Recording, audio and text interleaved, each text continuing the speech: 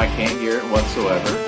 Can we get a wait? Hey, we got Okay, here. can I hear you guys here? We hear it. We We hear were it. having some troubles on my end before we came in here, but who wasn't having troubles tonight? The Boston Celtics, who close out 2024, the year of the 18th banner, on quite possibly the highest note we've ever seen a year be closed out on before. The Boston Celtics, no, folks, that's not a typo. At the bottom of the screen, 125-71. The Boston Celtics throttle the Toronto Raptors in the last game of 2024. But first, of course, welcome on in to the Celtics Talk Weekly post-game live show. I'm your host, Seamus Zarlingo, alongside of me, Nick, Franco, and David. Tonight, the Boston Celtics completely run past the Toronto Raptors, and this one was never in doubt in the second half. At one point in time, we thought, oh, the Celtics, they're going to run ahead of the Raptors, but still a 10-point game at half, only for the Celtics to go on one of the biggest runs we've seen all season in the second half, 45-18 in the third quarter, also holding the Toronto Raptors again in the fourth quarter to 18 points. And the Boston Celtics come up with their second biggest win in franchise history. Just amazing, amazing response to what we've seen out of the Celtics lately. 4 out of the last 6 games, losses for the Boston Celtics, which we do have to give this one a little bit of a grain of salt. The Raptors are 7-26. We expected to win this game. And we said it last post game. We got to give the Celtics a little bit more time to see whether the consistency comes around. Of course, the West Coast road trip is going to be crucial for that. But tonight, the Celtics did what they had to do, got the job done, and ended 2024, the year of the 18th banner, off on a high note. So, guys, we all know the drill here. Your initial thoughts. We'll start with you, Franco. Yeah, I mean, what a way to close out 2024. I mean, it was a tale of two halves. The first quarter was a little bit scary. It was looking a little bit more like an AAU game with the team only getting 23 points in the first quarter, starting off slow. I believe there was a 0 for 8 start. They were matching the shot attempts with the Toronto Raptors, kind of playing down to the level of their team, but it was something that we haven't been accustomed to this season seeing, is the turnaround of the second half. Man, just to shift from first gear to fourth, and as Drake would say, or Drizzy from the Six would say, 0 to 100 real quick. I think Ooh, you got to bring it out against the Raptors. Oh yeah, they did a great job of getting the team playing within the flow of each other. The killer whale offense was in full effect tonight. You were seeing everyone getting their shots within the looks of the offense. No one was playing any hero ball. It wasn't even a forced 125 points tonight. I mean, the Raptors only scoring 71 points. I mean, we can credit the Celtics defense, and that's more of a Raptors problem than Celtics win in a sense. It was the poor performance from the Toronto Raptors tonight, but the Celtics were able to take full advantage of that and were able to ride this out to a monumentous win. Yeah, I mean, most of it was just already said, but I mean, just what a great effort. I wouldn't say from start to finish, obviously, just because we had the rough few minutes. It was pretty hilarious with that timeout in the early first quarter, with it being 3-2 Raptors when Toronto took that timeout about 4.5 minutes in. But the defensive intensity picked up as the game went through. I mean, again, like you guys said, we got to take it with a grain of salt with this being against the lowly Toronto Raptors, but I really loved the way that Tatum played defensively, Peyton Pritchard played defensively, Drew Holiday was amazing on the boards and had some nice steals. You know, I don't want to, pickpocket or, nitpick things here and there. I think we could absolutely play way better than we did, and that's crazy to say given that we just dropped 125 points. But the fact of the matter is, this was a much-needed victory for the Boston Celtics after losing 4 of their last 6. This is the type of wins that we were accustomed to earlier this year, and quite frankly, for pretty much the duration of the season last year. And it came at the right time. We were able to win right in front of the home crowd before we go on the road for a tough 4-game West Coast road trip. So credit the Celtics for getting it done. Vintage Missoula ball there in the third quarter, walking into that third quarter with a 10-point lead, leaving that third quarter with a 37-point lead.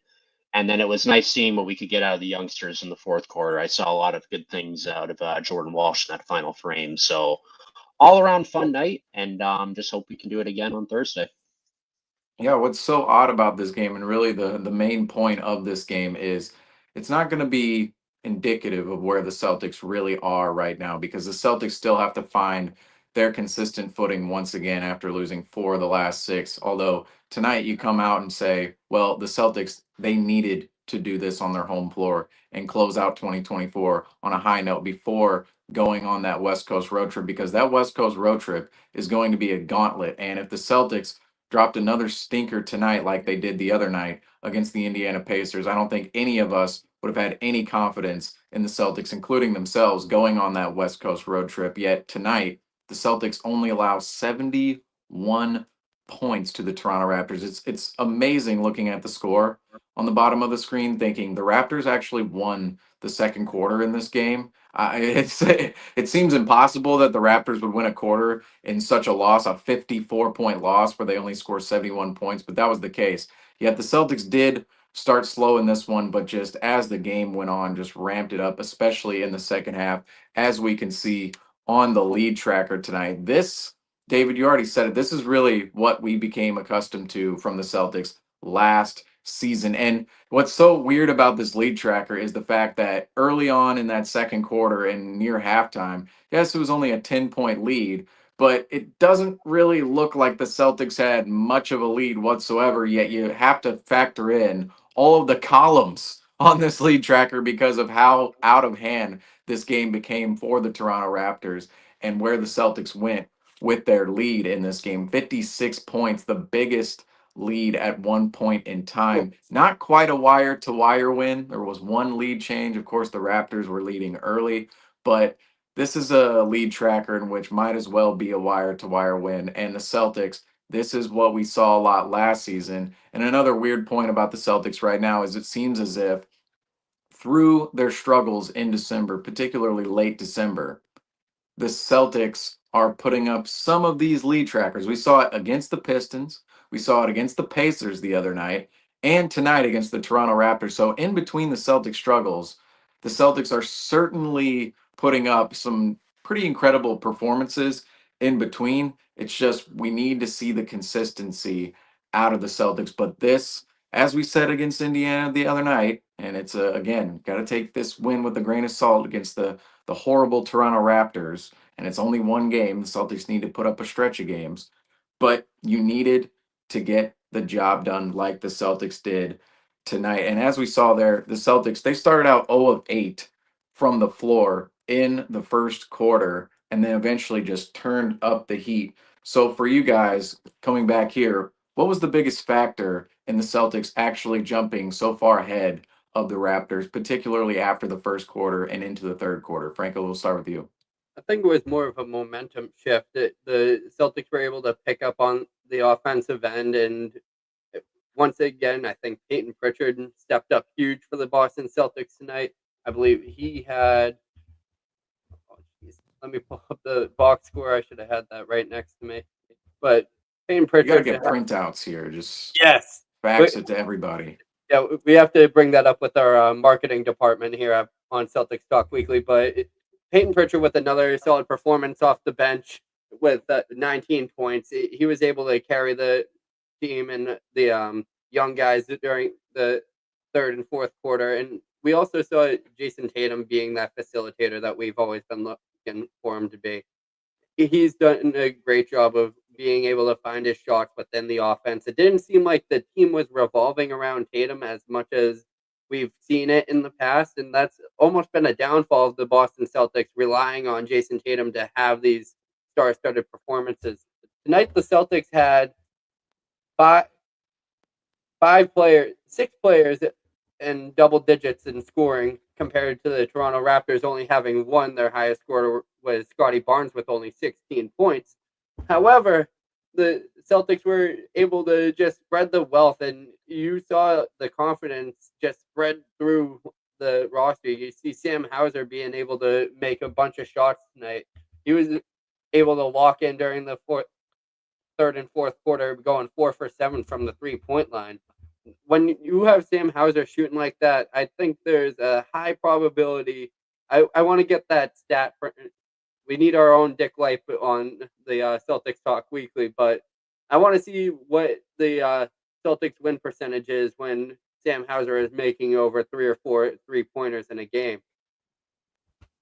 Oh, certainly. Sam Hauser is so big for this team in that regard. But David, what was your biggest factor in the Celtics turning this around after the first quarter? Because we thought, maybe 0 of 8 start, and really both teams were just starting out putridly from the floor. But particularly with the Celtics' point of view, what did the Celtics turn around in this game for them to run so far ahead of the Raptors?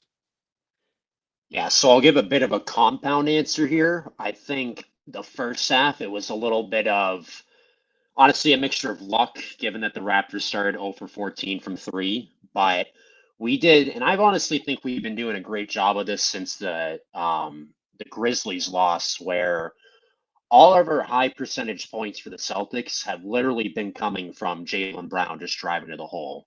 And I think we've done such a great job this last like week and a half or so, 2 weeks, of getting high percentage points, high percentage looks right by the rim. I love what I saw with not only Jaylen Brown dominating around the rim again today, but with Jason Tatum as well. And that was the right game plan, in my opinion, because you walk into this game knowing that the Raptors foul the most of any team in the NBA. Drive to the hole against them, you get easy looks at the basket.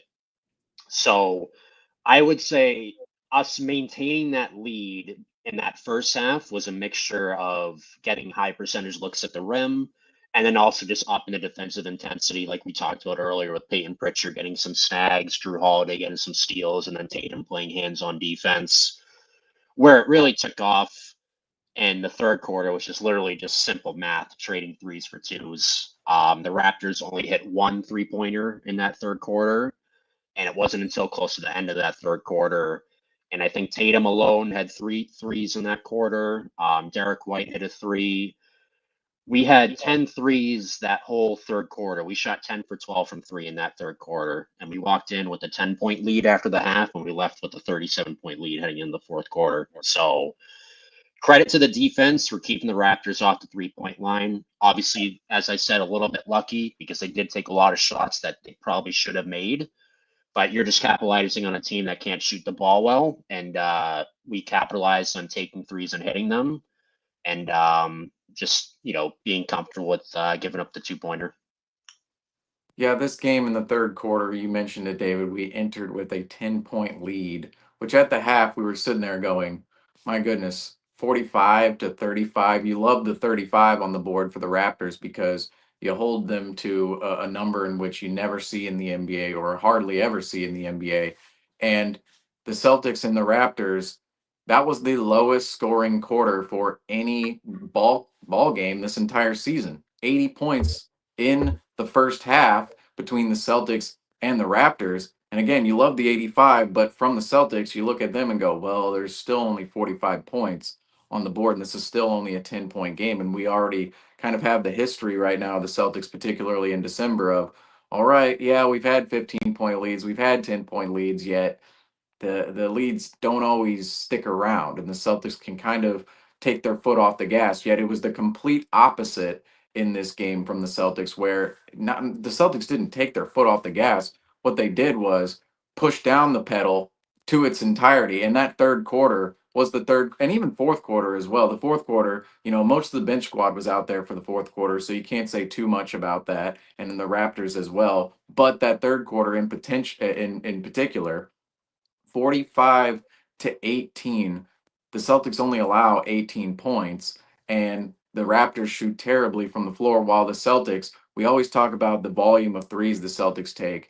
Well, that third quarter is why we want them to take a volume of threes, or high volume of threes rather, because the conversation with threes regarding the Celtics right now seems to be the shot quality and what type of threes they're actually taking. Are they just shot chucking, or are they actually creating these 3-point shots within the flow of the offense? And through the month of December, we've seen a lot of shot chucking. Yet during that third quarter tonight, it puts down the narrative of the high volume and puts a point of emphasis on the shot quality, because when you're hitting 10 of 12 from the floor, a lot of those threes are going to be open. A team who's contested from three, they're not often going to shoot 10 of 12. And we all know how good the Celtics can be from 3-point land from what we saw last season and even what we saw earlier this season. First game of the season, we almost set the 3-point record, a single game 3-point record for a team. And so tonight, to see 10 threes go down in the third quarter, that's when the Celtics can really jump on teams and really run ahead of teams, because, quite frankly, you're not going to beat the Boston Celtics. The Boston Celtics are shooting 10 of 12 from three. If Sam Hauser's hitting every shot, Derek White's hitting shots, Drew Holiday's hitting shots, and Peyton Pritchard as well. You think about all the guys who stepped up tonight: Derek White, Peyton Pritchard, Drew Holiday, Sam Hauser, those four players in particular. And of course, we talk about Tatum and Brown a lot, and the conversation has been on them a lot lately, Tatum and Brown, because they've had phenomenal performances even through some of the losses. Yet these four other guys, the guys I just mentioned, all those guards and Sam Hauser, if they are on their game and if they are feeding off of Brown and Tatum, that's when this entire team really hits another level. And I think lately we've seen, oh, one come around, oh, two come around. Yet tonight it was White, Holiday, Pritchard, Hauser. Every single one of those players came around and contributed for the Celtics, whether it was off the bench or in the starting lineup. But that brings me to our player of the game tonight, which they mentioned on the NBC Sports broadcast. This one was a hard player of the game to decipher and pick from, because there were so many options. Like I just kind of mentioned, Brown and Tatum. Brown didn't have the best of games. Tatum had an all right game for his standards. But Pritchard, White, Holiday, Hauser, how do you really pick a true player of the game? It was real hard tonight, but we had to go with our guy, Derek White, because as of late, Derek White, we talked about on the last post game show. We haven't really given too much of an ill word towards Derek White yet this season. Or at least in the month of December, we had to speak on some of his struggles last post game, because Derek White, he has struggled in the month of December, both shooting the ball and defensively, just on both ends of the floor, and really parts of the game, portions of the game that you really wouldn't expect Derek White to struggle at. Yet to close out 2024, Derek White brought his A game to the Celtics roster tonight, and 16 points, 4 rebounds, 3 assists, 5 stocks, which of course we combine steals and blocks here. Steals, 4 steals on the, or sorry, 4 blocks on the night, 1 steal on the night. Drew Holiday, we'll get to the steals on him later, but 6 of 8 from the floor and 3 of 3 from downtown. And what really sticks out to me there is the fact Derek White was 3 of 5 from inside the paint and took more of his shots inside the 3-point arc than he did from beyond the arc. And that's been kind of the conversation with White as of late. Is he just kind of shot chucking? Why is he not going to the rim? Why are most of his shots coming from 3-point land, when last year we saw such a great Derek White going to the rim, collapsing defenses and facilitating for others? Yet Derek White tonight on both ends of the floor, even defensively, those 4 blocks, super huge for the Celtics, particularly in the first half and during part of their run in the second, or at the end of the first quarter and into the second quarter. He came up with a block in transition that feels like kind of lit up the crowd a little bit and put some fire under the Celtics team. The Celtics started out undefeated at home through 20 games last year, yet this year they've struggled at home for various reasons. And tonight, I really felt like the Celtics fed off the crowd in its entirety. And Derek White was certainly a big part of that, getting after it on both ends of the floor. And of course, Derek White is our SeatGeek player spotlight for tonight. So, guys, what did you see from Derek White tonight? We'll start with you, Franco, that contributed to this turnaround from the struggles we've seen from Derek White lately. I don't know who it was last post game. I think it was Rob. He was just preaching for Derek White start getting those floaters back into his game. Oh, and yes. putting those back into his arsenal. And he was listening. He was able to contribute on the defensive end. We saw the stock exchange back on track tonight. We saw some great performances from our guards that we were almost questioning throughout the beginning half of the season and throughout 2024. We were seeing a little bit of a little relapse in uh, defensive positioning from Derek White and Drew Holiday. We weren't seeing them guarding up on the ball, and if they were, Weird lack of details going on with those two players, yeah, we particularly were Derek White. We saw it in the film breakdown after Christmas. That was just strange. yeah, they were getting blown by, but we got to see a little bit more active feet from them. I think Derek White, if he's on the transition and also defending the transition of the Toronto Raptors, that's when we're seeing the best Derek White. If he gets a chase down block, I know as well as anyone else on watching, once a TD Garden starts getting active, there's nothing stopping this team. Once those chants begin to roar and the crowd's into it, the team is always been very good on feeding off that momentum. And it was helpful that he was able to hit that first quarter buzzer, beat the buzzer in the first quarter, and then we saw Drew Holiday match the energy by hitting a buzzer beater heading into the half. And just being able to have those guys playing at the level that they did tonight is what got the Banner 18 hoisted up and is what could lead the Celtics throughout this playoffs. It all starts with the guards. I mean, obviously, we need the performances out of Jaylen Brown and Jason Tatum, but when we have our guards playing at the level that they did tonight, this team is almost unstoppable. And if you're playing a team like the Toronto Raptors, who almost looked awestruck by our defensive playing, being able to get a hand in their face during all their shots, you took away the quality of the Toronto Raptors shooting, and they weren't able to find their open looks. They weren't even able to find a groove even after their first quarter lapses. And being able to have that ability to drive to the paint like Derek White was able to, it started off this offense. And I think during the first quarter, he was one of the leading factors into how the Celtics were able to gain that lead. Usually we've seen the Celtics play a type of game where 10 points becomes the margin, or they just try to withhold the 10-point lead, and throughout the game that becomes the almost the tie breaking point for the Celtics.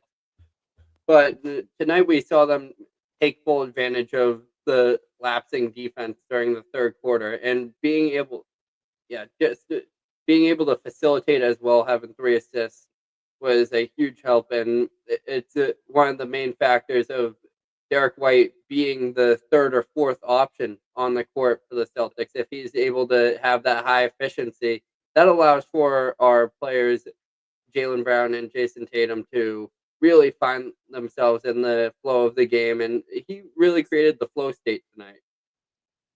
And David, what did you see from Derek White this evening? Yeah, I think the most important thing for the Celtics and for Derek White was how fast of a start he got off to, and that really just propelled us on into that big run in that first quarter. I think he had 10 of his 16 points in that first frame. I kind of agree with Scal. He mentioned towards the end of the broadcast that he wishes we would just give the ball to Derek White and like play the offense through him for a whole game and just see if he could go off for 30 points when he's in a rhythm. I'd personally love to see that happen. Obviously, we saw that happen last year in the playoff series against Miami, but tonight I think it was just so much needed for D White to get off to such a hot start. He, as we mentioned, was not shooting the ball the best in December. I'm looking at his stats right now for the month. He came in at like 39% shooting, played well enough on Monday night, but obviously some rough outings here, like Milwaukee earlier this month, 1 for 10, Memphis 3 for 9, Chicago 3 for 12, Indiana Friday night 3 for 8. So Obviously we went away from him, as I said, later in this game offensively, but I think it was just so good for him and his confidence to be able to get off to such a hot start and obviously, help us pull away a little bit in that first quarter. And you can't say enough, obviously, with his defense. He had that great block at the rim today.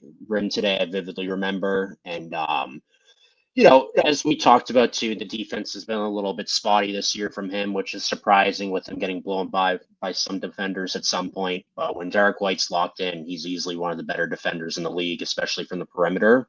And yeah, I mean, we could just go on and on with how much he means to this team. I mean, obviously he's in a bit of a slump, and I mean, as he talked about in the post game presser last game, this has really taken a toll on him. But I just love everything that Joe Mazzulla has done for Derek White from a confidence perspective, because when we traded for this guy almost 2 years ago now, or coming up on 3 years ago now, actually, That's he came crazy. in.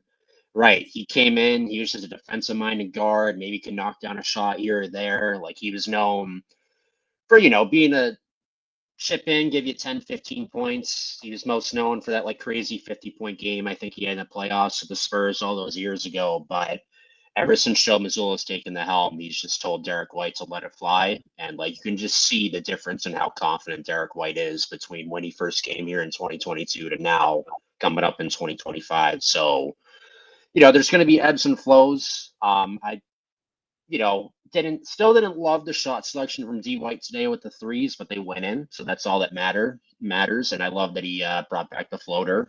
So all in all, a great game from D White today, and obviously we hope he can continue that moving forward and get past the slump. Yeah, Derek White this season, in the looking at the entire season, the whole sample size of Derek White this year, Derek White has not been the player the Celtics need Derek White to be in order to go back to back every single night. And tonight's Derek White, the performance he put up tonight on both ends of the floor in particular, this is the Derek White the Celtics need. Now, was it some kind of audacious 30-point performance like we saw out of Derek White on a few occasions last year? No. But Derek White got it done in an all around manner tonight. And I thought his aggressiveness going towards the rim was big for the Celtics and himself, because that's what we've been talking about this year with Derek White, where why is he settling for all these 3-point shots? Why does he seem to be, if we're talking about shot chucking with the Celtics, he can often be one of the main culprits of that. When the ball hits his hands, it's just going up. And we've seen in the past, Derek White, he's been more of a facilitator. He's been more of a guy who feeds off the rest of the offense in his opportunities. Yet this year, it just feels like when the ball comes to him, one of his first thoughts is, I'm going to throw up this three. And what's odd about that is the fact we talked about, you kind of mentioned it, David, that when we acquired Derek White back in 2022, almost 3 years ago now, which is just insane to think about. It seems like he's still a new Celtic, yet he's been here for nearly 3 years already. When we acquired Derek White, we one of the narratives that existed out there was Derek White, maybe not the best 3-point shooter, good facilitator, good defensive guard. We just gave up a 2029 pick swap, and I which could still look terrible for the Celtics in the future. You never know. But we just gave up this pick swap in the future for Derek White, way into the future, and we don't even know if he can hit threes. Well, last year and even the year before that, he put down that conversation totally. There was no question of whether Derek White was able to hit that outside shot. And this season, what's a little odd about Derek White is he's leaned on that outside shot more than anything else in his offensive game. And I think it's kind of taken away from the greatness of his offensive game in many other aspects, such as him as a facilitator, such as him as an attacker going towards the rim. No, he's not an all-star level player. Now, last year, yes, he did play at an all-star level to start the season, but when he is doing all of those intangible things on the Celtics offense, that's when the offense is really working as an entire unit and as an entire machine. And Derek White is his most efficient self on the offensive end of the floor. So when he's taking most of his shots from three, which I believe he just had a game where he was 3 of 8 from the floor and 3 of 8 from three, he took every single shot. I think that was the last game where we kind of touched on Derek White's struggles a little bit, and we showed a shot chart and it said, oh look, there were no shots inside the arc. And we don't want to see that from Derek White at all because we know the kind of player he can be going towards the basket, and not only from scoring with the floater like Rob was talking about last post game. We saw it actually come out in this game tonight and this evening, this afternoon. That floater was there for Derek White. He can be a good finisher at the rim too. And when you're collapsing a defense by attacking the rim, you're opening up other opportunities for players on the perimeter, which is what the Celtics ultimately want to do to shoot a high volume of threes. The Celtics, they don't want to pass once to one person, whether it's Derek White, Sam Hauser, Peyton Pritchard, Drew Holiday, and have them chuck up a shot. What they want to do is attack the rim, put all five guys' eyes, 10 eyes on the defensive end of the floor, their opponent's eyes, the 10 eyes on whoever is driving towards the paint. And then from that, they want to create outside shots. And Derek White, he is a catalyst of doing that for the Boston Celtics, a next alongside Jason Tatum and Jaylen Brown. Yet this season, we haven't seen it as much from him as we did last year. And we'll see it in spurts and we'll see it in games, but we need to see it more consistently. And I'll say tonight's performance was certainly a point of optimism going forward because Derek White, if he's playing like this every single night, the Celtics are going to be really tough to beat. But that also brings me to another player that if they're on their A game, the Celtics are going to be really tough to beat as well. And we saw it a lot last season. This brings me to Justin's Flowers, which of course we did get correct tonight. We did get an answer from Justin. And I know Justin's not here. He's still giving out his flowers. He's And again, always this was listening.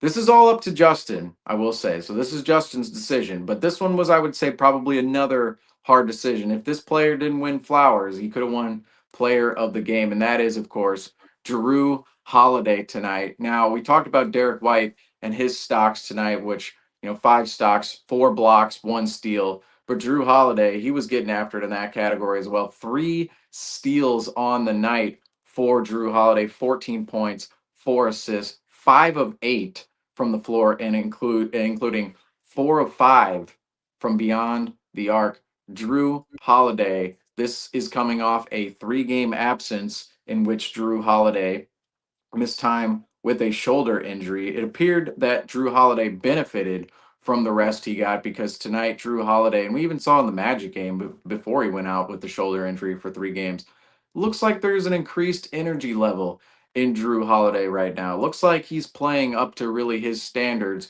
relative to what we saw at the beginning of the season, which we question whether Drew Holiday could be falling into the fold a little bit as an older guard. We see a lot around the league. Those older guards, sometimes there can be a steep decline within older guards. And as Drew Holiday ages, we still want to watch him over time to see where he, of course, goes with this game and how much consistency he can bring to the Celtics roster. Yet Drew Holiday, over the last couple of games, amidst his absence, of course, there's more optimism surrounding the fact that Drew Holiday is going to be the player we saw during the playoffs last year and throughout the regular season for the Celtics. So, guys, what stood out to you about Drew Holiday's performance tonight? We'll start with you, Franco.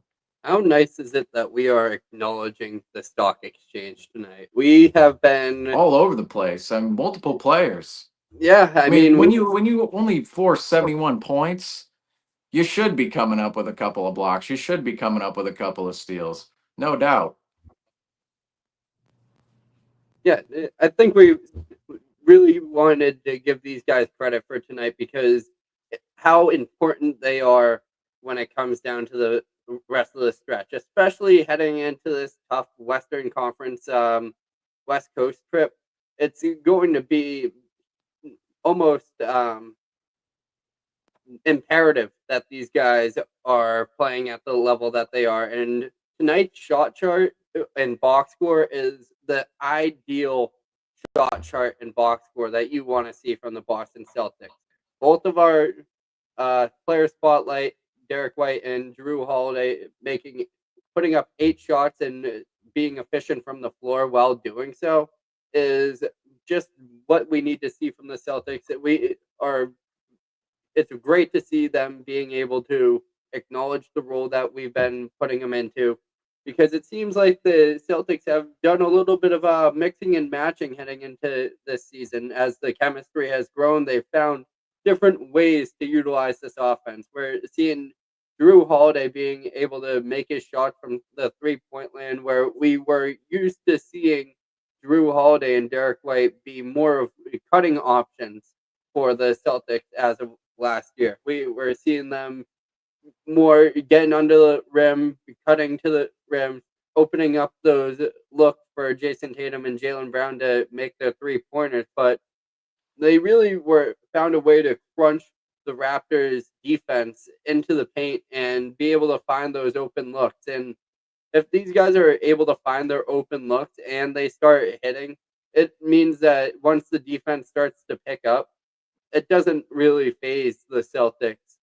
after they're able to get their open shots and high quality shots.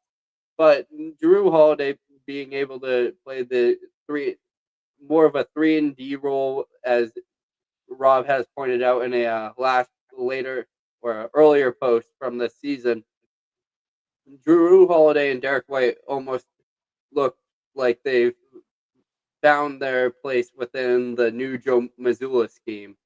And I think we'll see that continue to grow, and we'll see them get more and more into their natural positioning as facilitators as time goes forward. And I don't want to say the Celtics are experimenting with that in a sense, but we're starting to phase away from having Jason Tatum be the primary facilitator for the Celtics and being able to let these guys go to work. I think they're doing a great job of getting the ball flowing through the offense. And if they are able to do this, I think we'll be able to hold ourselves during the West Coast trip. And especially having these guys active on the defensive end, it will help us out a great deal when we're starting to match up against players like Anthony Edwards and other Western Conference players. And David, what did you see from Drew Holiday tonight? Yeah, I mean, Drew Holiday just gets his role. He's one of these, maybe arguably the most self-aware player in the NBA. I mean, obviously, when he came on board here, he had to understand, like the rest of the team, that if we wanted to get to the point we wanted to get to, everyone was going to have to make sacrifices. And we see a guy like Drew Holiday come in. I think his last year in Milwaukee was a career year in terms of scoring. I may not be correct, but he was more of a volume shooter over there a little bit. And he comes in here, and it's okay. Just basically be that guard, hit some threes, establish yourself into the offense if needed. We'll have some games here or there where we needed to go above and beyond, but it's your veteran presence and your defensive prowess that's what we're gonna be leading on.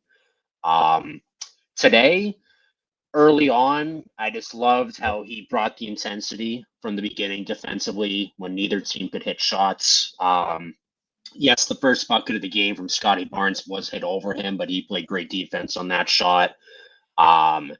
When the shots weren't falling for us offensively early on, he had I remember a nice jumper from the free throw line, I think, to extend our lead a little bit.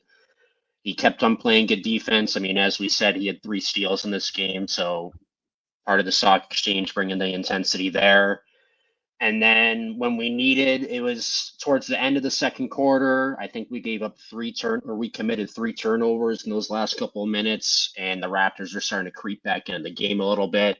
We were looking at a 7-point game heading into halftime, but Drew Holiday hit that huge 3-pointer at the buzzer to get us to a 10-point lead at the half. And then obviously we know what happened the rest of the way.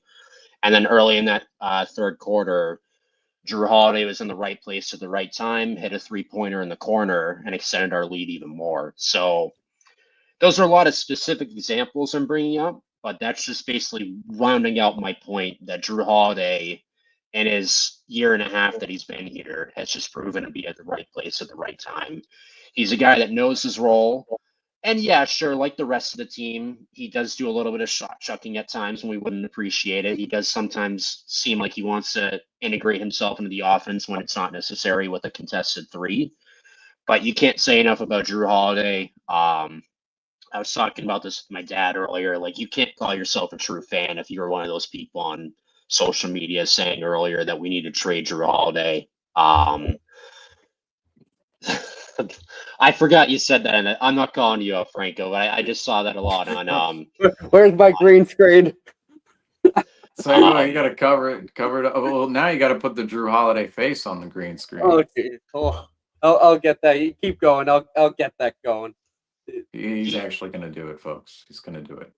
He just gets his role here, though. You gotta love Drew Holiday. He's a proven winner. He's still bringing the intensity at 35 years old. I mean, it's going to be something to monitor with this right shoulder injury. It seems like he's going to have to manage that for the foreseeable future. But the guys love playing with and through Drew Holiday, and when he's on the floor, the Celtics are a better team. Yes, Drew Holiday. What's this?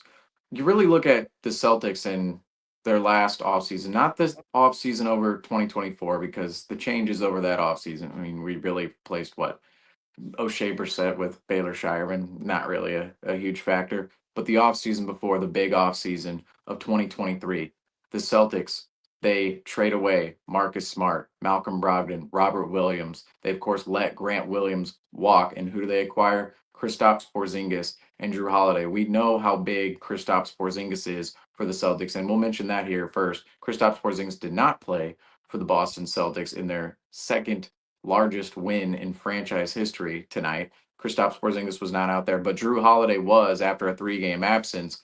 And during the playoffs last season, and even throughout the entirety of the regular season, Drew Holiday, we kind of go back and forth. Who's bigger for the Celtics, Kristaps, or who's the bigger addition? Who, Kristaps or Drew Holiday? They're both huge additions for the Celtics, but we all know what Drew Holiday can bring to the floor. And I love that you mentioned that he's one of the most self-aware players in the NBA, and that's really what makes part of this Celtics team so great, or really this Celtics team great. That's part of what makes this Celtics team great is that unselfishness that goes around the clubhouse from not only the two star players, Jason Tatum and Jaylen Brown. It starts with them, but even going down further on the roster, everybody seems to know their role on the team. And Drew Holiday is a big part of that within the starting rotation and the rotation as a whole. Drew Holiday, yeah, like you mentioned, there can be a couple of moments in which he might push the envelope a little bit, but that those are really few and far between with Drew Holiday. It feels like all of his opportunities come within the flow of the offense, and Drew Holiday. I love that you mentioned too that he just always seems to be in the right place at the right time, and that's really where he gets his opportunities. We thought last year he was in the dunker spot a lot. He was scoring off of cuts, and even last year too, 60% from three in the corner last year, which was just a historical mark. We talked about it earlier this season. No, Drew Holiday struggling a little bit from the corner, yet he's still shooting fairly solidly from the corner. Yet compared to his historical mark last year, doesn't stand on par with that. Yet he's still solid from where that 3-point ball is coming from in the corner. And this year, yeah, he's taken a little bit of a step back in terms of his energy and intensity at times, but I do wonder if that's because he's a little bit older. He's coming off a championship. If the Celtics are kind of going through the motions a little bit at this point in the season, but we've seen from the last couple of games when Drew Holiday is bringing that intensity, particularly on the defensive end of the floor, because I think that's really where it starts for him. That can also feed into his offensive game as well. And he's really somebody that kind of goes unnoticed offensively a little bit for the Celtics. But when the ball's in his hand, he seems like he's always making the correct decision with the ball. And it seems like he's always in the right spot at the right moment to be making a play for the Celtics team. And the last couple of games for Drew Holiday, I know he missed 3 games here over the holidays, but no pun intended, Drew Holiday missed a couple games over the holidays. But Drew Holiday, the couple of games in between or in between his absences, those are good signs for Drew Holiday moving forward because these are the type of games in which we want to see out of Drew Holiday. The 14-point, 3 steal performances, shooting efficiently from beyond the arc. We don't ask a ton from Drew Holiday in terms of, oh, you got to go out there and score 20. Oh, you got to go out there and get 8 assists. Oh, you got to rack up the stats. Because last year he wasn't even that type of player last year. We didn't see him rack up the stats for much of the season last year. Yeah, there were a couple games in which he went a little wild, yet he was really just that consistent presence for the Celtics, a starting guard for the presence in their rotation that really kept the ship afloat and made such a huge impact on this team. We talked about so many times. He, on any given night, could be the fifth best player on the Boston Celtics roster. And that's really saying something when Drew Holiday is arguably your fifth best player, because we all know Drew Holiday with the Milwaukee Bucks, he was arguably their top two player, if not maybe a Yeah. top three player, depending on Chris Middleton, whatever his availability was. And so Drew Holiday to come into the Celtics team and slot into where he has, super unselfish player. And when he's doing all the little things for the Celtics, that's again, we talked about it with Derek White. If he's playing well, the Celtics team is very hard to beat. And if Drew Holiday's playing well, they're also tough to beat. And when all of the guards are playing well, the Celtics, it seems like it's almost an impossible task to go out there and beat the Boston Celtics like we saw last season. We just need to get everybody to this level. But that does bring me to our third guard here tonight, because we just talked about Derek White and Drew Holiday. Now, they both won awards this game. That's a Derek guard White show player. tonight.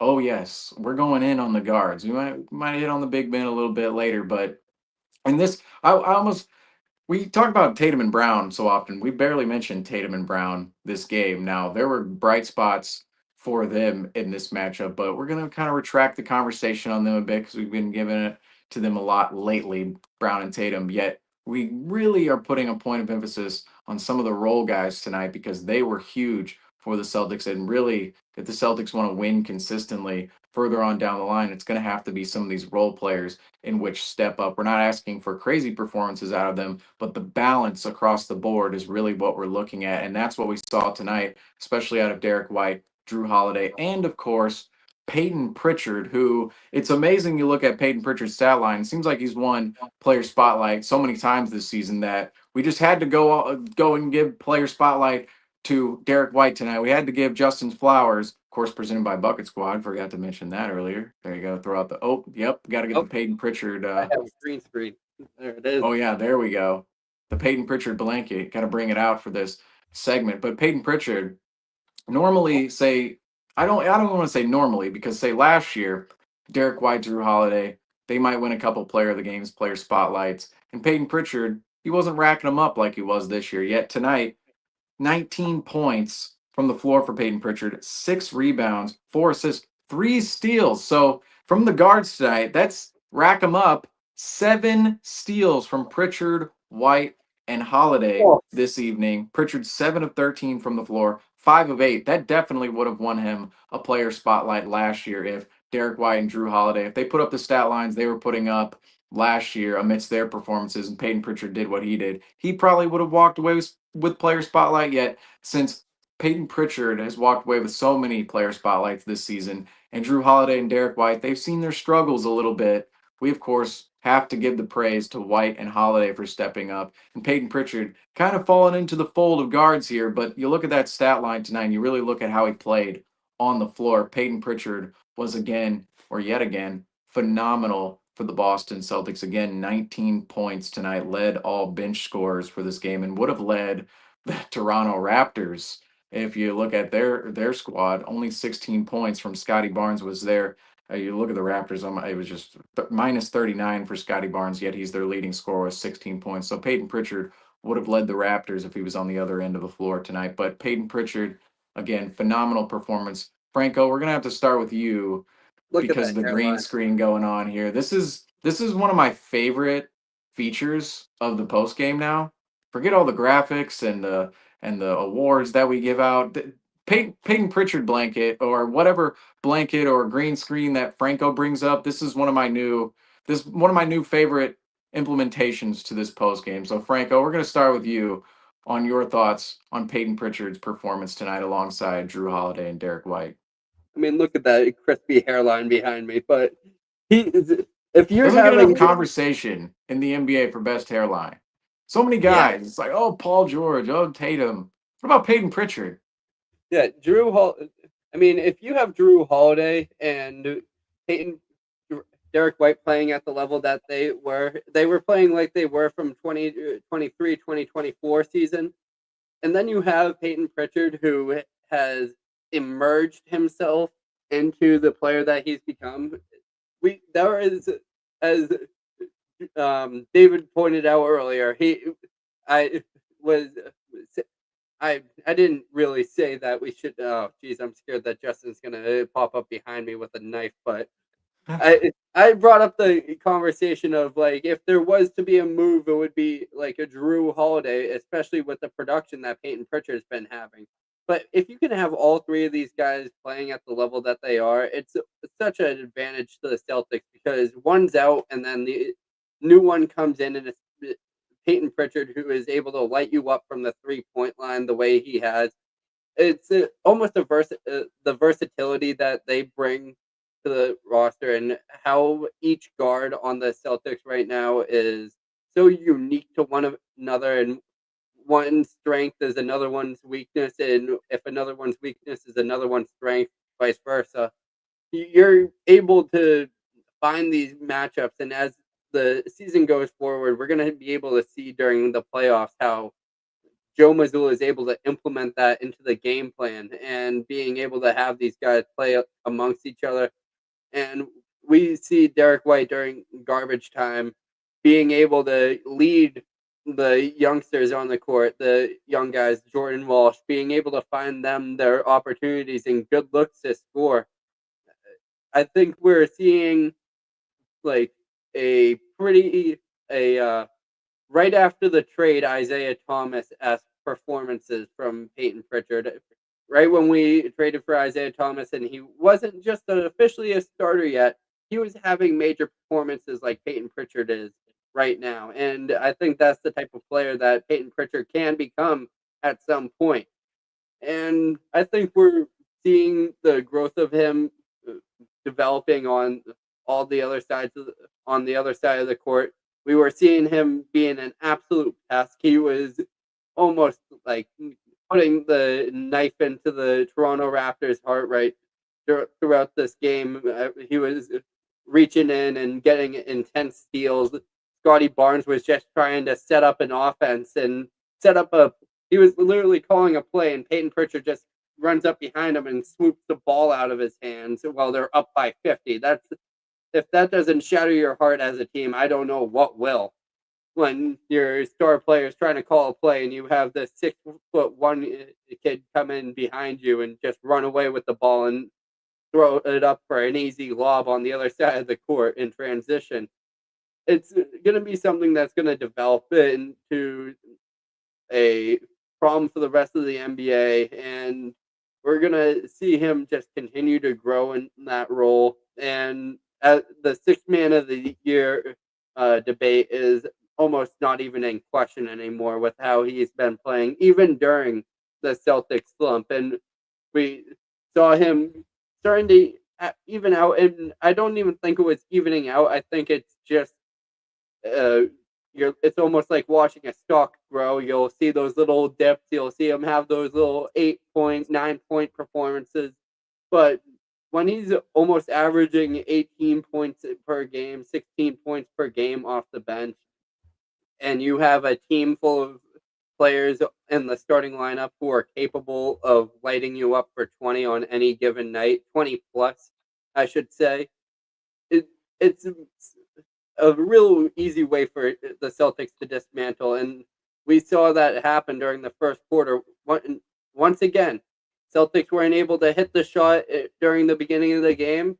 Joe Mazzulla does this, 11 in. And 11 comes in, and the offense magically starts flowing. And David, your thoughts on the sixth man of the year favorite tonight? Yeah, I mean, the tweet I saw so much throughout the playoff run last year when Peyton Pritchard was hitting all those buzzer beaters is that Peyton Pritchard is the first special teams player in NBA history. I feel like this year it's like the story of Julian Edelman to compare that to a Patriot player, where we're seeing like a guy that was just a special teams ace to begin his career get promoted and elevated into a bit of a more of a prominent role in our scheme. I will forever be a Peyton Pritchard apologist. Franco, you talk about maybe want to apologize, maybe not about the Drew Holiday sentiments. No, I was taken out of context. But you're good. Yeah. Just shifting around salaries, just playing with the trade machine as Franco does.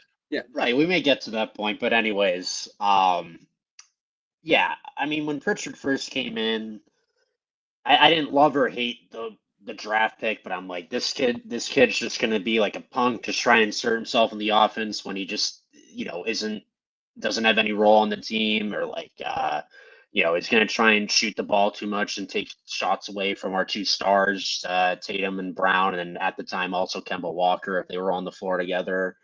But I've just come to love Peyton Pritchard over the years. I used to think he was just all offense and no defense. I mean, boy, was I clearly wrong. He brings the intensity offensively and defensively. And he's just like the exclamation point to like any epic run we go on in a game. Like, we're piling it on a team, and then you get the ball to Peyton Pritchard, and then he'll just drill a three like he had today from the parking lot in like the end of the first half that like put us up over the edge.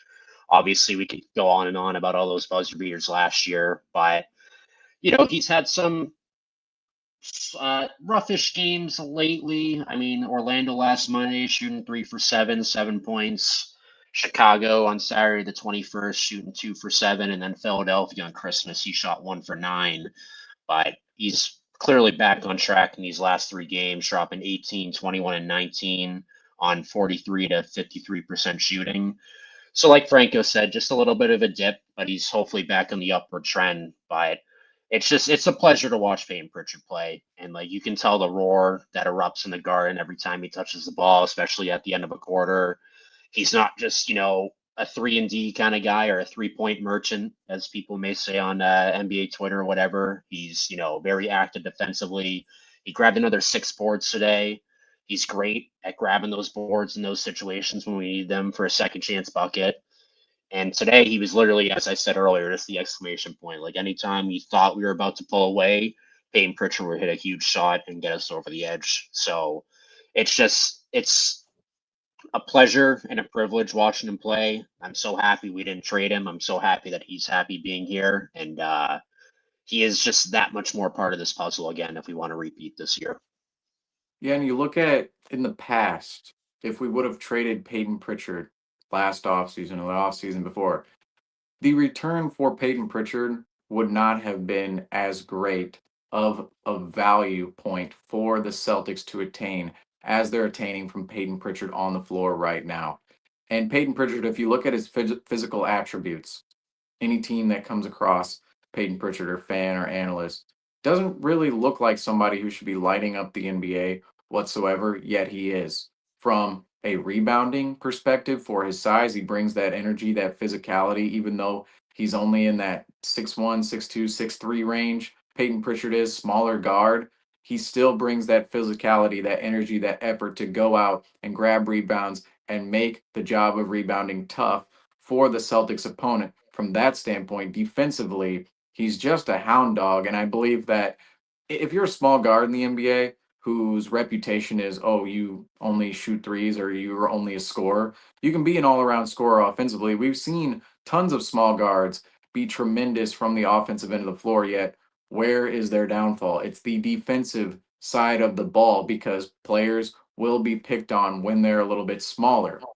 And Peyton Pritchard, you can't necessarily pick on him like the ordinary small player because Peyton Pritchard, yes, he lacks in height and size a little bit, but he makes up for it in intensity, effort, and his defensive positioning and awareness on the floor. And Peyton Pritchard, as a defensive player, has gone way beyond where any of us thought that he could go during his rookie year or even after his rookie year. A couple of years ago, we were thinking, oh, where does Peyton Pritchard really slot into the Celtics team? Where does he slot into this rotation, especially 22, 23, when he's behind 4 other guards such as Marcus Smart, Malcolm Brogdon, Derek White, when he's behind all these guards, well, Peyton Pritchard, where does he slot in as that fourth guard in the rotation? Where do his minutes actually come from? Even the Ime Udoka Celtics, they found a little bit of a role for him there at the beginning of the fourth quarter, kind of an energy spark plug at times. But this season, Peyton Pritchard is going way beyond all of that conversation of where does he fit in the rotation? Oh, is he just this spark plug?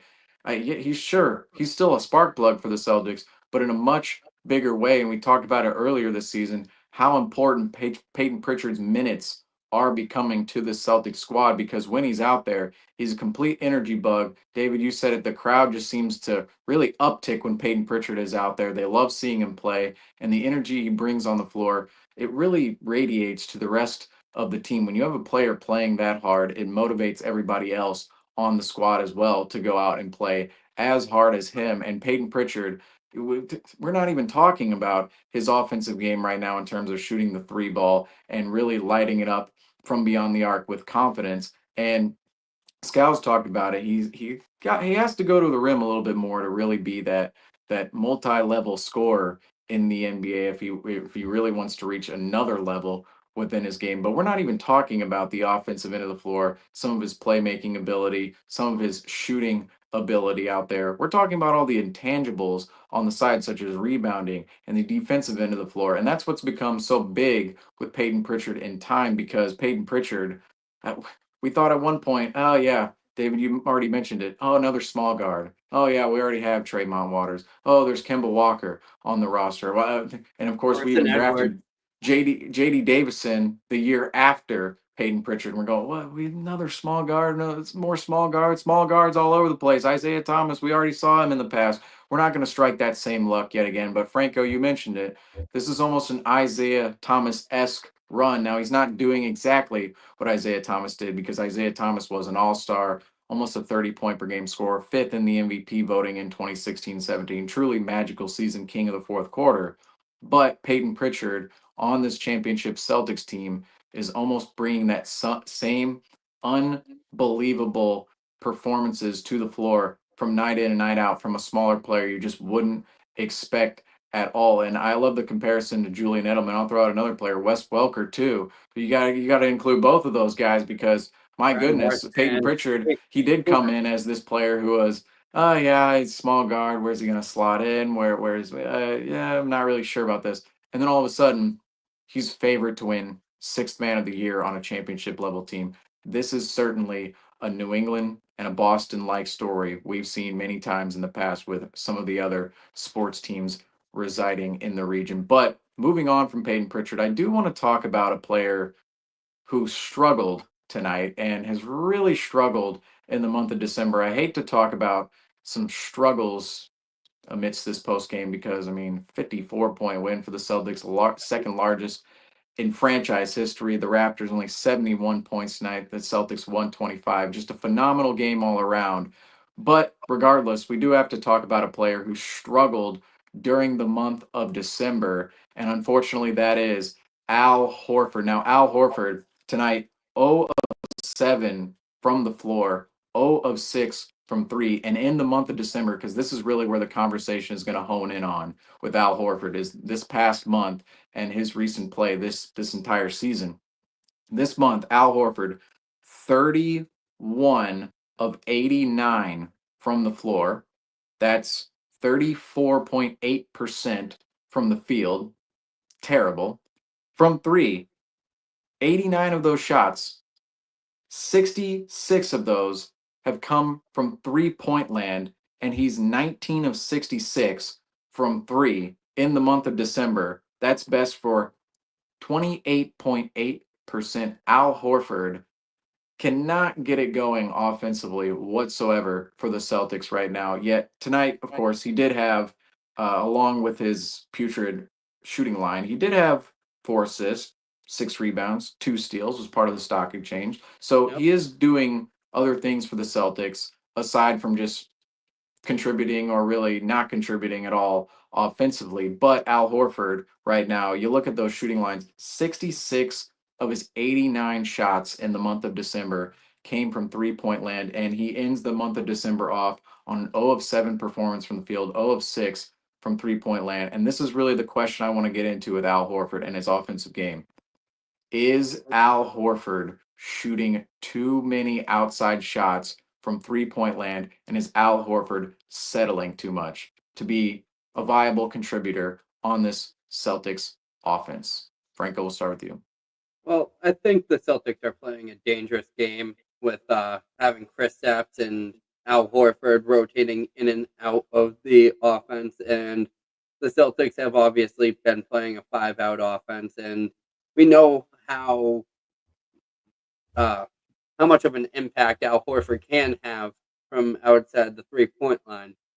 However, it's almost a gamble putting him on the inside and having him trying to box out one of these younger guys like a Jakob Pertl or a Kelly Olynyk, and for tonight's example, I think that's a very dangerous spot for him just due to his age. And I'm not knocking out, and he's obviously, if he's not scoring, he has the IQ and the pedigree to contribute in other factors like he had tonight with assisting, setting up the hockey assist, being able to still function within the offense as his shot isn't falling. However, I think the amount of minutes he is playing right now isn't the amount that he should be. I think if he's on a more limited basis, not missing games or anything, but if he's starting to get like Peyton Pritchard minutes around like 20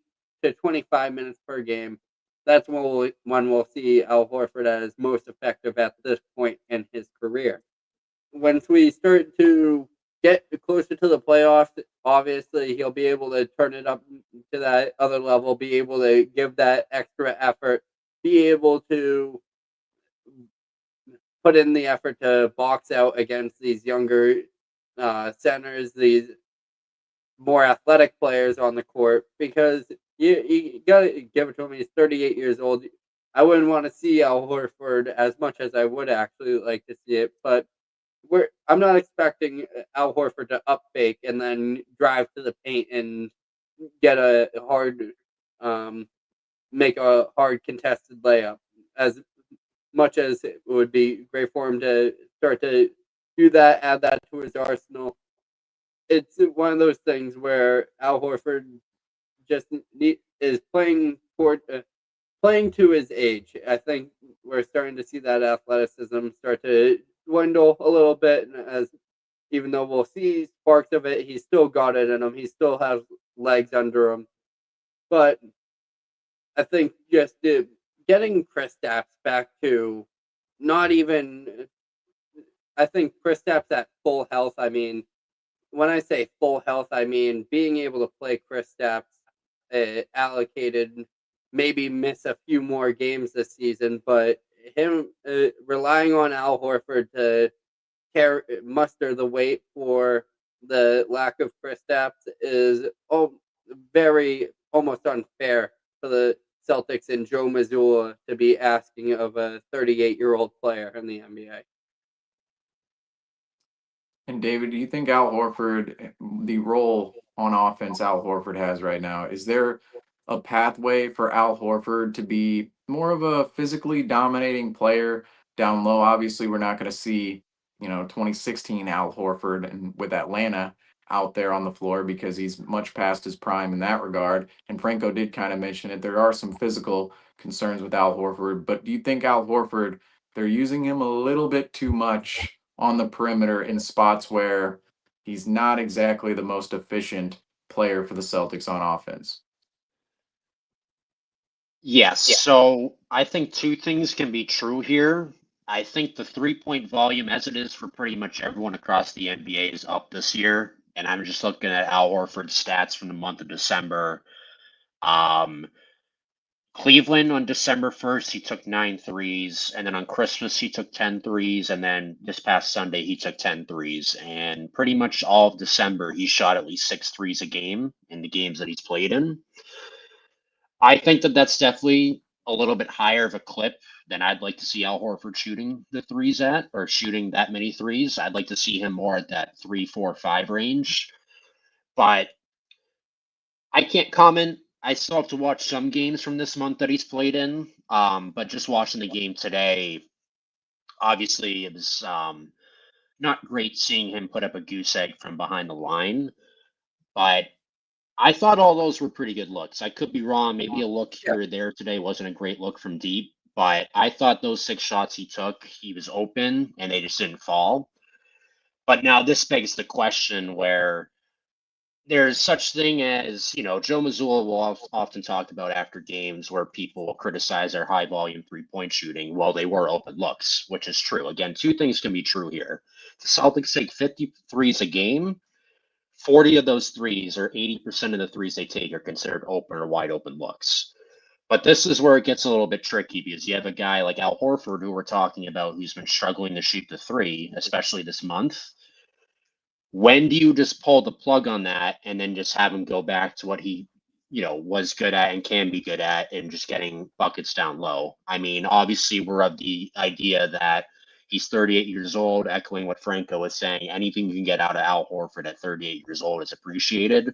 But at some point, you got to know when to flip the switch. Like, completely different example, but 2023 semifinals against the 76ers. We're down 3-2. We make the switch. Again, very different example. We make the switch to go back to the double big lineup with Horford and Robert Williams. So, like, these are the things, and obviously we come from behind and win that series after we go back to the double big lineup. Completely different examples. My point with that is, though, it's going to be on the coaching staff to figure out, is this a hill they're still going to be willing to die on when we're not getting results as of late? So I think Al Horford's getting good shots. I think he's getting arguably the highest quality of shots of any of our players taking the three in terms of being open. But I wouldn't be opposed to them starting to steer away from it a little bit, where he's more focusing on his 2 point game or game down in the paint, especially watching on Christmas. I mean, he hit 5 threes on Christmas, but in that game, he was in the corner a lot, shooting corner threes, which I just think is a no-no for him or Porzingis. But yeah, I would say he's shooting too many threes, even though they're open looks, and maybe the Celtics should consider having him stay within the 3 point arc moving forward. And what's a little strange about this Al Horford phenomenon of 3 point shots is it feels like the type of threes he's taking right now are just a bit different than what he has in Celtics history. Feels like a lot of them are off the catch and shoot, but they're not necessarily coming a ton off of the pick and pop. He's standing on the wing a lot of the times, and it's almost like they're trying to use him on the offensive end of the floor as a catch and shoot wing because and again, we talk about his age and his dwindling physicality. Could that be playing a massive factor in why they're not allowing Al Horford to go to work a little bit more inside the paint, work more a little bit as a facilitator inside the paint, kind of switch it up a little bit from him? Maybe they're allowing him to kind of settle a little bit from beyond that 3 point arc. There's not as much physicality going on out there. There's not as much movement in the game going on from beyond the 3 point arc for Al Horford.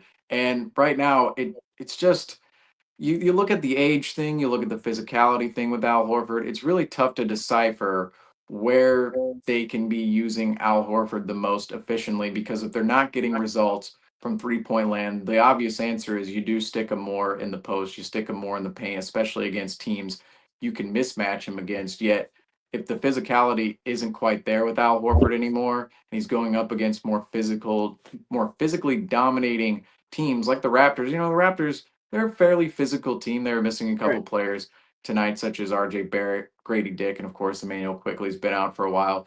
But they're a more physical team, and maybe that's why you saw Al Horford take 6 of his 7 shots from 3 point land tonight. But it's definitely an interesting conversation with Al Horford moving ahead because there have been nights where Al Horford plays, and yes, he can be that anchor defensively. Now he's not the anchor that he once was, but offensively, sometimes he's a net zero, if not a net negative, for the Celtics out on the floor. And I think the Celtics need to figure out, or Jordan Mazzulla's coaching staff, they need to figure out a little bit how they can manage his minutes and manage the time in which he plays out on the floor a little bit better because this season, again, Al Horford with his age, we don't expect the world out of him, but there have been some really rough performances for Al Horford on the offensive end of the floor. And I think some of that has to do with age, some of that has to do with his physicality, some of that has to do with the Celtics' offensive game plan as a whole. Sometimes I think Al Horford's role in the Celtics offense causes him to rush a couple of open threes, a couple of open shots where you just kind of look at it and go, maybe if that's another wing or another player, the shot is coming a little bit more in rhythm than how Al Horford shoots his 3 point balls. Al Horford kind of has that wonky, he kind of puts his hand on top of the ball. Sometimes his release is a little bit slower. And you got to remember too, Al Horford was raised in the NBA in an era where big men didn't really shoot too many 3 point shots. He came in 2007, And since then, of course, he's evolved his game to become more of a 3-point oriented big and a perimeter oriented big. So he didn't necessarily start out like that. But going forward, I think the conversation of Al Horford, it can be interesting at times. But David, like you said, any contribution you're getting out of Al Horford at this age is much appreciated. And really, as the season moves along, the Celtics, they have Cornette, they have Kata, they of course have Kristaps Porzingis, who did not play tonight. Even Xavier Tillman, who was down the stretch, we thought he would be a little bit bigger of a factor for this Celtics team than he's been this year. If the Celtics can get more minutes out of those guys and really lean more on Porzingis as the season rolls along, because Porzingis been in and out of the lineup, we kind of want to manage his minutes a little bit at this point in time. But maybe as the season goes further, you kind of push the throttle on him a little bit, and hopefully he's in the lineup a bit more.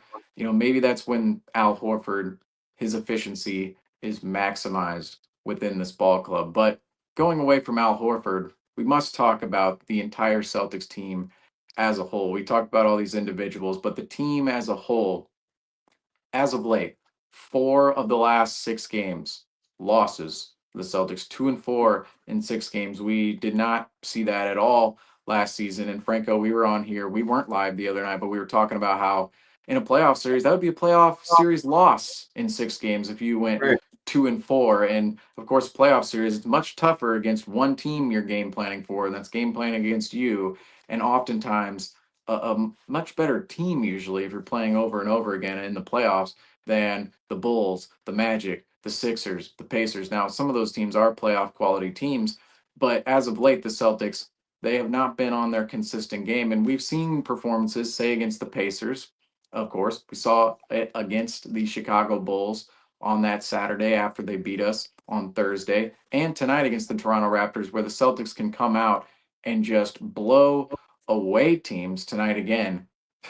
Second largest win. I continue to say it. Second largest win in franchise history, only behind, I believe, the Bulls. The Celtics' performance against the Bulls back in 2018, that year when they just went and throttled the Bulls on the road. This tonight was the second largest win in franchise history, a 54-point win for the Celtics, where the Celtics outscore the Raptors 80-36. Yes, that's not a typo. That's not a mistake. 80-36 in the second half. Now, these games certainly give us confidence that the Celtics maybe are able to turn it around moving forward and find that consistency. And of course, we're praising the Celtics for what they can do tonight, because we see when they're out in full force, the Celtics, they can be this juggernaut of a squad that goes out and destroys an NBA team. Yet we're still taking this game a little bit with a grain of salt and saying, okay, the stretch ahead definitely matters for us to really change our mood upon the Celtics. This one is a good building block and one the Celtics had to grab, but now the real challenge comes with a 4-game West Coast road trip sitting in front of the Celtics. The Celtics face the Minnesota Timberwolves to start off 2025 at Minnesota on January 2nd. Then they go to Houston for a back-to-back on January 3rd. They have 2 days rest. Then they go to Oklahoma City and face the Thunder on January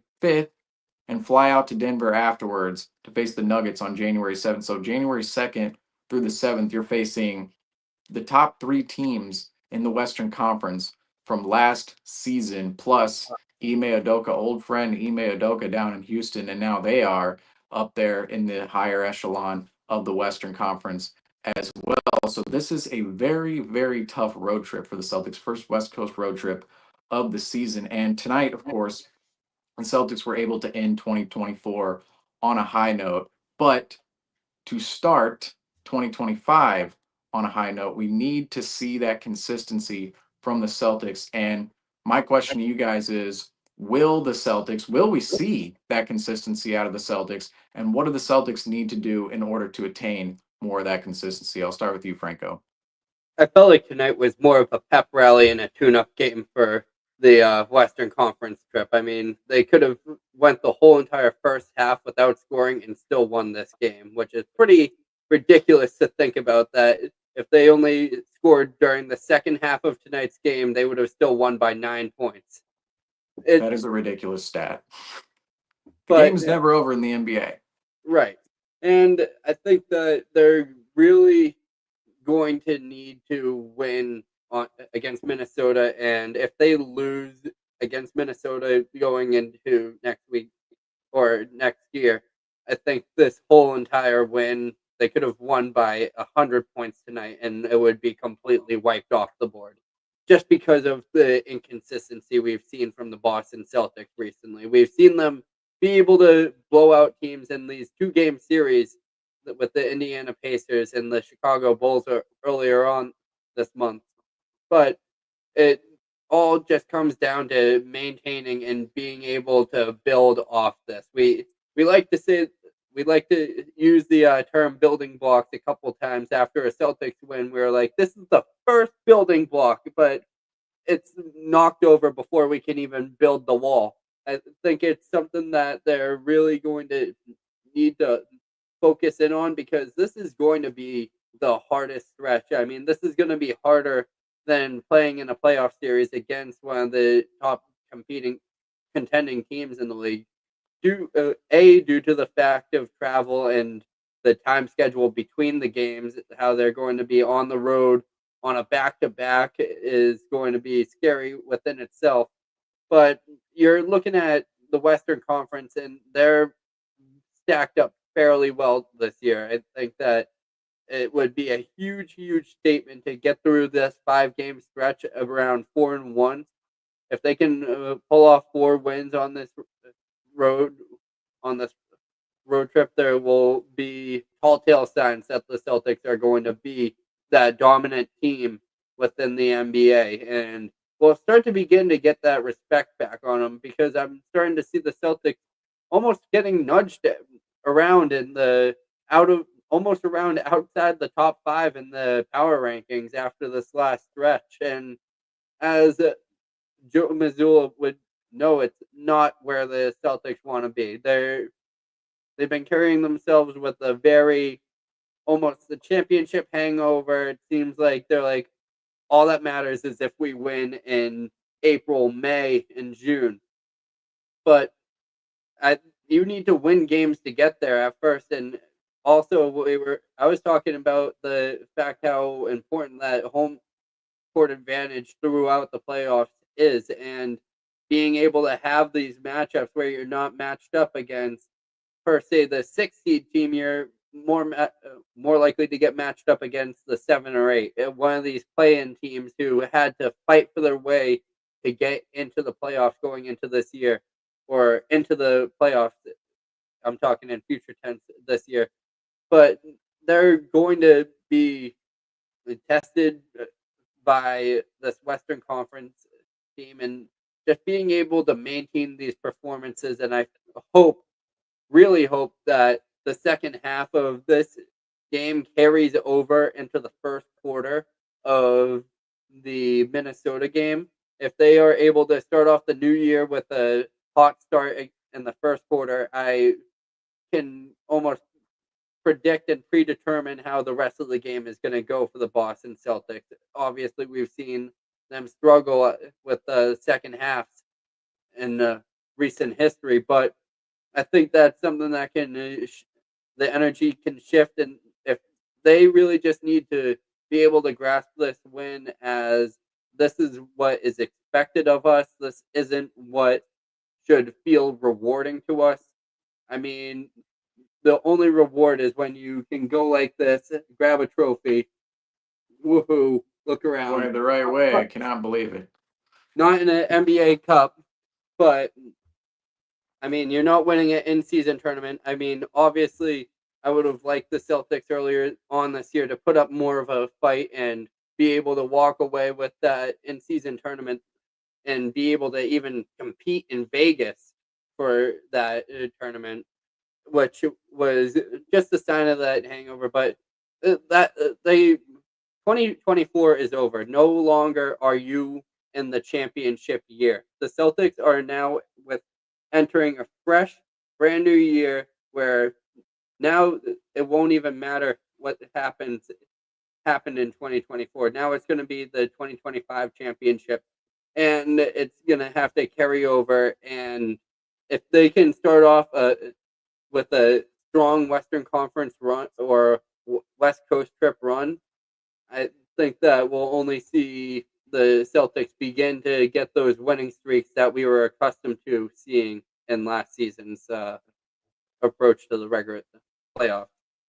And David, what do the Celtics need to do specifically on this West Coast road trip to regain that consistency that we really became so accustomed to seeing from the Celtics last season?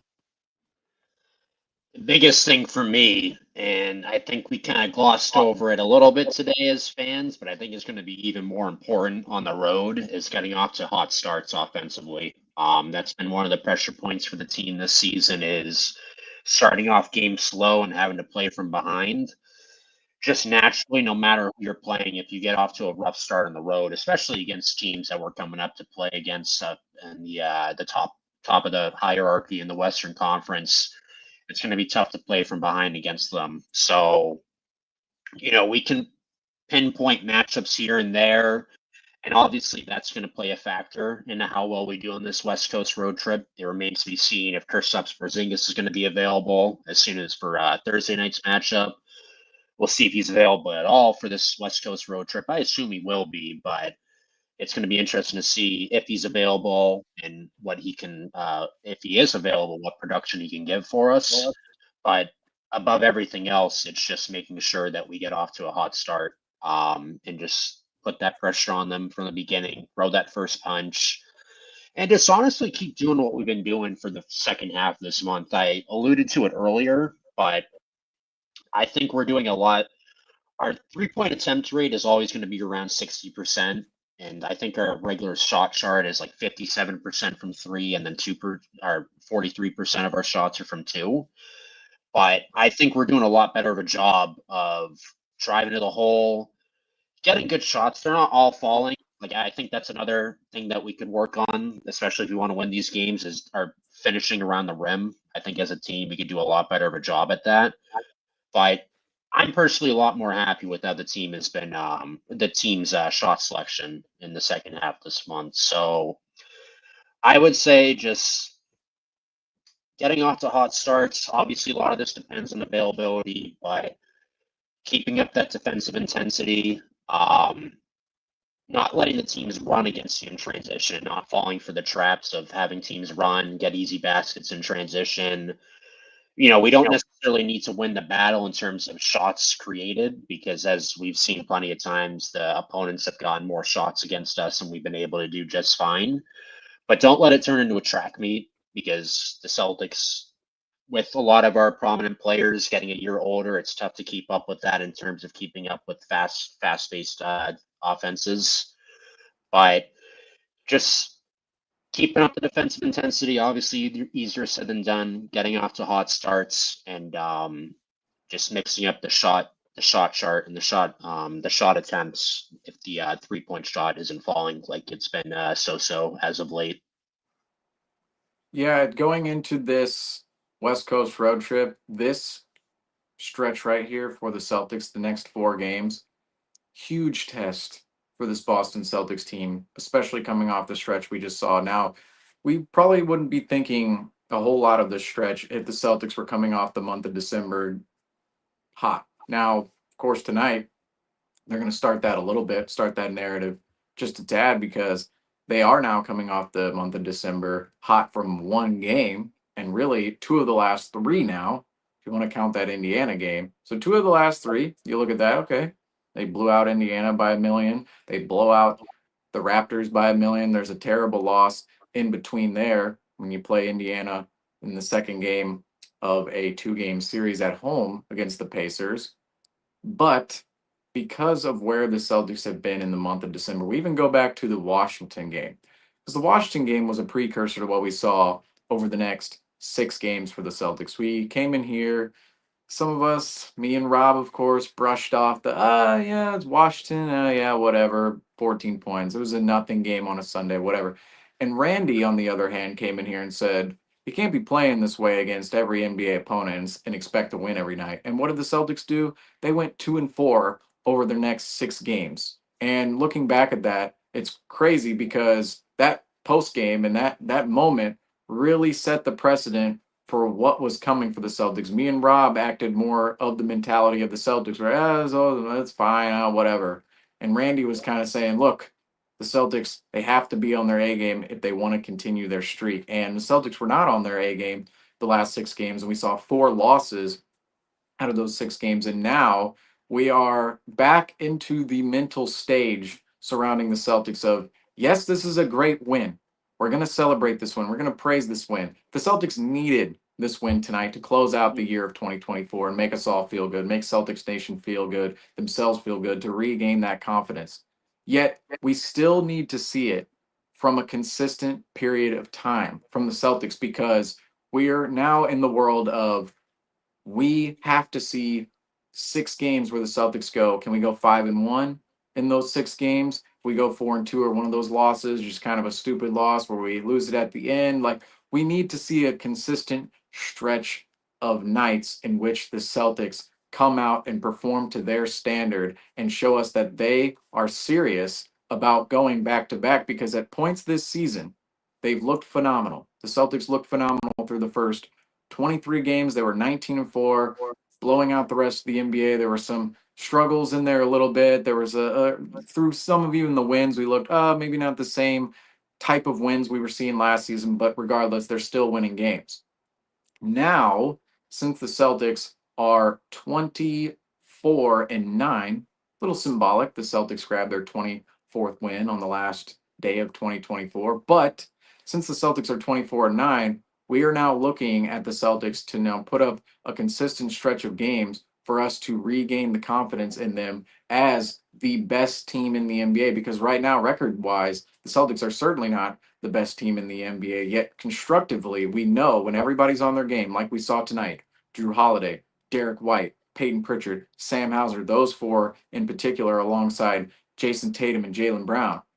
If those guys are all on their game, this Boston Celtics team is dangerous. You add in Kristaps Porzingis to that mix. If Al Horford can come around and be more efficient of a player for the Celtics team is easily, constructively, the best team in the NBA. It's just the fact of the matter. Right now, the Celtics, in this recent stretch, have not played like it and have not held the mentality in which they held last year, of that just unmistakable hunger from last year, where every single player on the team wanted to win that title. And now it almost feels like there's a little bit more complacency within this team because, we won a gold medal. Some of them, Drew Holiday, Derek White, Jason Tatum, they won gold medals over the summer. Oh, yeah, we won our ring over the summer. Franco, we talked about, everybody bow down and kiss the ring. Well, that's not what the rest of the NBA is going to do. And that's certainly not what these teams on this West Coast road trip are going to do with the Boston Celtics. And this trip,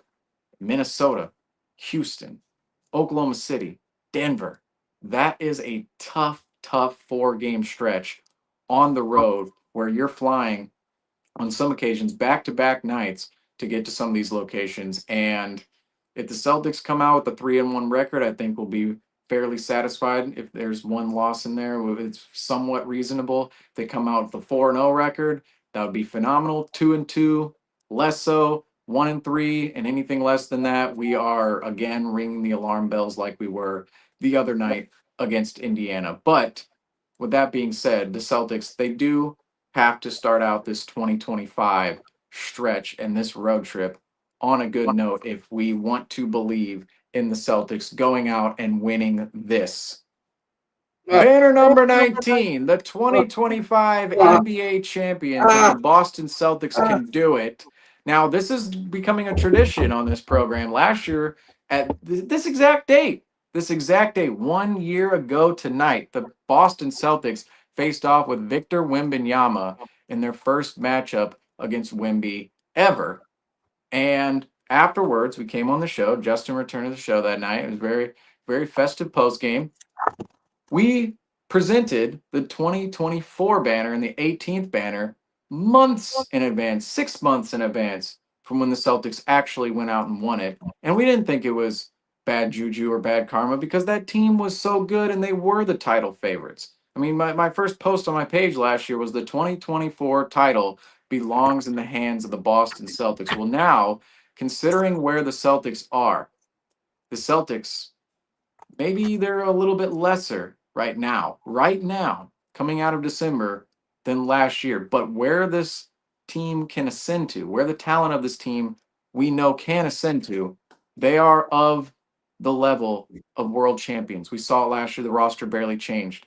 And this season, 2024-25, the Celtics certainly have another opportunity to win another banner, another trophy for the franchise, the 19th banner, the 2025 World Championship. The Boston Celtics have the opportunity to do that, and I will mention this as well. We don't talk about it a ton nowadays because of how good the Celtics are right now. But the championship window is right now with Jaylen Brown and Jason Tatum. Undoubtedly.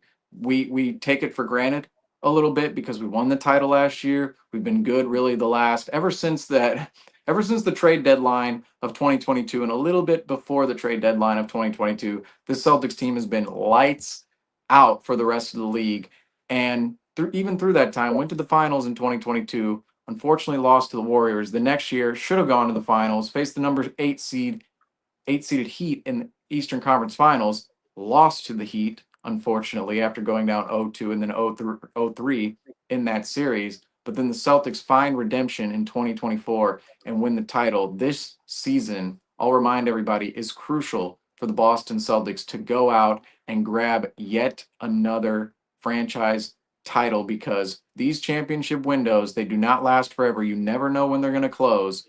And when they present themselves open, that's when you really have to take the opportunity to go out and grab the title. So 2025 here on the screen. We're going into the year of 2025 hoping, wishing, believing the Celtics can be the first team to go back to back in over half a decade and really start what could be a dynastic run. But I know that seems maybe a little, oh, what do we got here? Oh, we got knock on wood.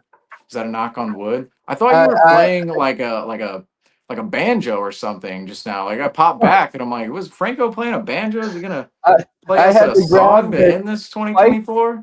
I had to grab this spiked piece of metal or spiked piece of wood It's like don't ask to what that's make for. sure that Don't is, ask what Franco I uses that mean, for. we're once we bring back Jack Bien and he starts joining back on lives, and we'll force him to get the tattoo again. But actually, last time he did it, it didn't work out, so he had to cross it out and like review and And everybody, everybody hated him for that. Like, what are you doing? Like, oh, why didn't you get a laser over? It's like he did it. He did what he wanted to do. He made the tattoo in which he wanted to make. Like everybody, calm down. Sorry, go ahead, Franco. yeah, no, that was all I had to say. But this is one of the better years.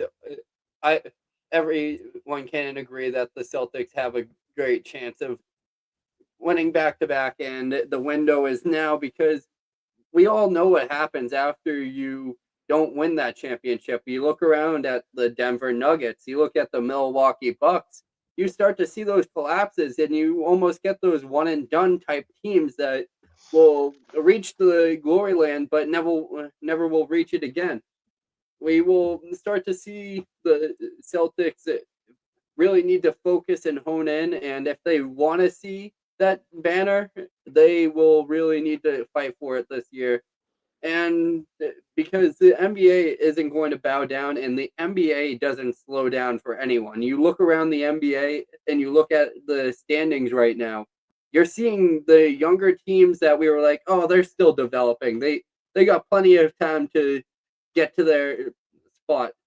Well, their time is now. You look at like the Oklahoma City Thunder. They're uprising. We thought that they were still a developing team. It looks like they have it figured out. The Houston Rockets are another team that the Celtics need to look at. And also the Celtics, who usually are supposed to have the targets on their head, the person who's in front of them, who the Celtics have a target on the head of, is the Cleveland Cavaliers, who is a team that has taken their time and added the pieces necessary to get to the point where they're at now and have developed their depth.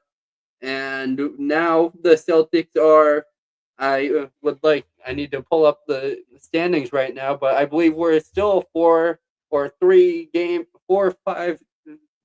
5 games out from the Cleveland Cavaliers and being in that first slot, and we now have to worry about who's in the rear view mirror a little bit. David, do you think the Celtics back-to-back title? Are we in for a back-to-back title here? Do I need to give a firm answer? You're putting me on the spot here.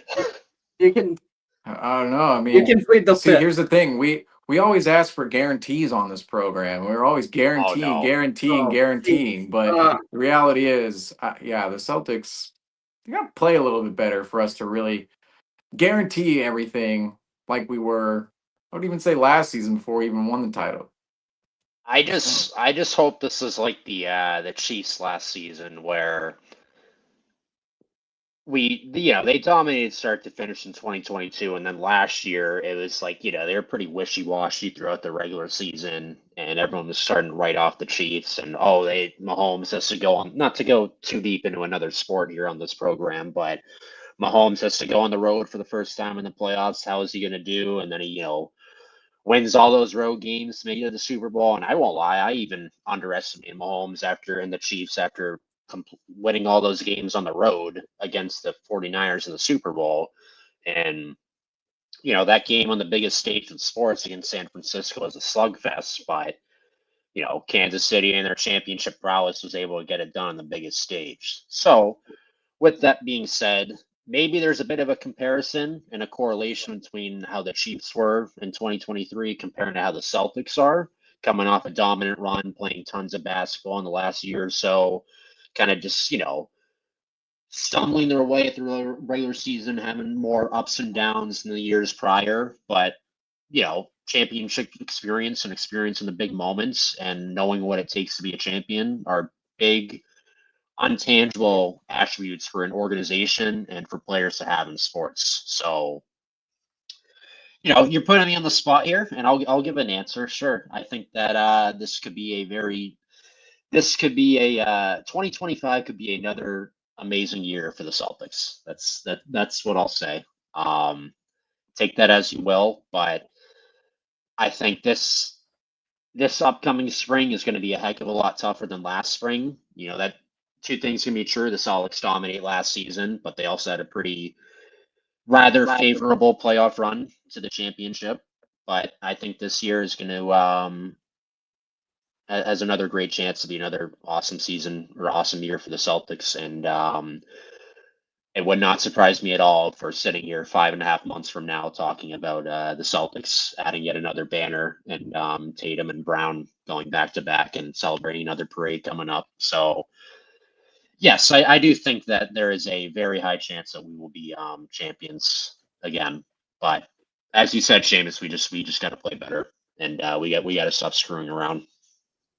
Yeah, there's a lot of work to be put in for this 2024-2025 Boston Celtics team. But with that being said, the Boston Celtics head into the new year of 2025 with a 24. Oh, Franco. Oh, here we go. Oh, He's hold got on. the clock ready. Oh no, it's supposed to say 2025. I'm awful at editing. This is It's supposed to be 2023 clock. What's going on here? It's supposed to be a Happy New Year thing, but this is why I'm not on the graphics team here at Celtic Talk Weekly. That blanket, that green screen. I keep calling it a blanket because you always cover up with it and like you're always putting it around you. It's really a green screen, I'm but too lazy to hang it.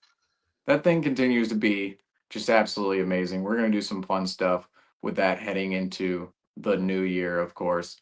And like I said, the Celtics, they head into the new year hopeful of a title yet again this season. I think we're getting a little giddy thinking about the possibility halfway through 2025 of what the Celtics could achieve once again from what they achieved in 2024. But 2024 was certainly a special year from the standpoint of the Celtics winning their 18th banner and securing the title that we all knew Brown and Tatum could go out and grab once they were, of course, in the league with the Boston Celtics. And heading into 2025, the Celtics have another chance to do that yet again. The Celtics head into the new year 24-9 on the season. A little symbolic that the Celtics grabbed the 24th win of the season tonight on the last day of 2024 and could grab win number 25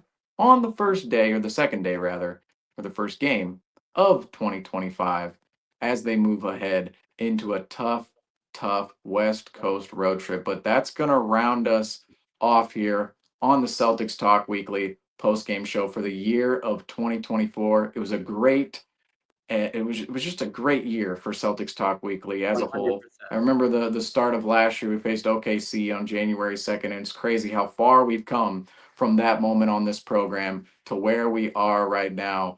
The Celtics Talk Weekly crew, from everybody, we all wish everyone out there a happy new year and a great 2025 to be had on the horizon. And Franco, you're gonna have to cue the music tonight because on my end, my goodness, my music says it's been playing the entire post game, but I don't think that's true. So I'm gonna get a confirmation Yep. here. You guys didn't hear any music, right? I'm slowly fading it up. Here we go. Because I can't hear it at all, folks. Like right now, the audio on my end, I can't hear it at all. But thank you all for tuning in to the Celtics Talk Weekly post-game show in the year of 2024. I'm your host, Seamus. Alongside of me tonight, Franco and David. And as we always say, go Celtics. Happy New Year, everyone. Happy New Year.